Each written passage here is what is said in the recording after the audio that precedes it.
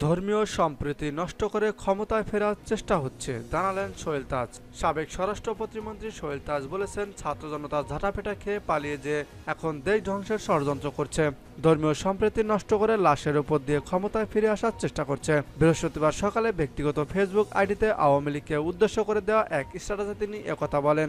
তিনি বলেন, হত্যা, গুম, খুন, গণহত্যা, নির্যাতন, নিপীড়ন, গণতন্ত্র ধ্বংস করে, দুর্নীতি করে লক্ষ লক্ষ কোটি টাকা বিদেশে পাচার করে দেশটাকে শেষ করে ছাত্র জনতা ঝাঁটাপেটা খেয়ে পালিয়ে যে এখন দেশ ধ্বংসের ষড়যন্ত্র করছে। সোহেল তাজ আরো বলেন, কত বড় নির্লজ্জ বেহা হলে দেশটাকে এক মুহূর্তের জন্য শান্তিতে থাকতে দিচ্ছে না। প্রথমে ডিজিটাল জুডিশিয়াল কুর চেষ্টা, তারপর একের পর এক অপচেষ্টা, আনসার বাহিনী দিয়ে ব্যাটারি রিক্সা, নূর হোসেন দিবসের ট্রাম্প কার্ড, ঋণ দেওয়ার প্রলোভন দেখিয়ে শাহবাগে মানুষের জমায়েত করার চেষ্টা, বিভিন্ন কলেজে বিশৃঙ্খলা সৃষ্টি করা, আর এবার ধর্মীয় সম্প্রীতি নষ্ট করে লাশের উপর দিয়ে ক্ষমতায় ফেরার চেষ্টা হচ্ছে।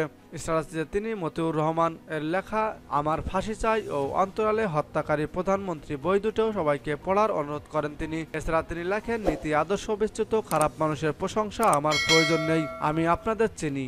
নষ্ট পচা নীতি আদর্শ বিচ্যুত লুটেরা, খুনি, হত্যা, গুম, নির্যাতনকারীদের সমর্থক সকলকে বলবো অনতিবিলম্বে আমার এই ফেসবুক পেজটি আনফলো করার। আর অনুরোধ থাকবে নিজের বিবেককে জাগিয়ে আত্মোপলব্ধি, আত্মসমালোচনা করে অনুশোচনা করার।